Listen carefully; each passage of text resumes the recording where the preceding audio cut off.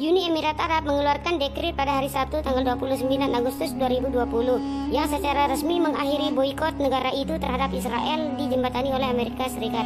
Melansir dari ABC News pada Sabtu tanggal 30 Agustus 2020, dengan adanya dekret tersebut maka hubungan perdagangan antara Uni Emirat Arab dengan Israel dapat terbuka luas. Misalnya Uni Emirat Arab dengan hasil minyak industri konstruksi dan Israel dengan berlian, produk farmasi dan rintisan teknologi. Pengumuman tersebut adalah tindak lanjut memperkuat kesepakatan normalisasi pada 13 Agustus lalu yang membuka hubungan antara kedua negara yang mengharuskan Israel menghentikan rencana kontroversialnya untuk mencaplok tanah tepi barat yang didudukinya yang diinginkan oleh Palestina. Namun, Palestina sejauh ini mengkritik kesepakatan itu dan menilainya justru sebagai jalan untuk melemahkan salah satu dari sedikit tawaran-menawar yang sempat berjalan dengan Israel, yaitu negosiasi perdamaian yang hampir mati. Kantor berita milik pemerintah WAM mengatakan keputusan secara resmi mengakhiri boikot itu datang atas perintah Sheikh Khalifah bin Zayed Al Nahyan, penguasa Abu Dhabi dan pemimpin Emirat.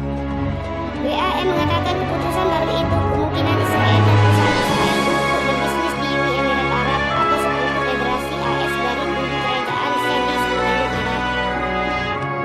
Ini juga memungkinkan untuk pembelian dan perdagangan barang Israel. Keputusan hukum tersebut datang dalam upaya Uni Emirat Arab untuk memperluas kerjasama diplomatik dan komersial dengan Israel. Ini menjabarkan peta jalan menuju peluncuran kerjasama bersama yang mengarah pada hubungan bilateral dengan merangsang pertumbuhan ekonomi dan mempromosikan inovasi teknologi. Perdana Menteri Israel Benjamin Netanyahu menyambut baik keputusan ini. Langkah penting untuk memajukan perdamaian dan kemakmuran di kawasan, ujarnya. Menteri Luar Negeri Israel Gabi Ashkenazi mengatakan dalam sebuah pernyataan bahwa keputusan Uni Emirat Arab merupakan langkah penting menuju perdamaian yang akan menghasilkan pencapaian ekonomi dan komersialitas yang substansial bagi kedua pihak sekaligus memperkuat stabilitas di kawasan. Beberapa perusahaan Israel telah menandatangani kesepakatan dengan mitra Uni Emirat Arab. Namun pembatalan hukum tersebut memperlebar kemungkinan usaha patungan lainnya seperti di penerbangan atau di perbankan dan keuangan. Bandara Internasional Dubai yang menjadi pusat maskapai penerbangan jarak jauh Emirat telah menjadi tersibuk di dunia untuk perjalanan internasional selama bertahun-tahun.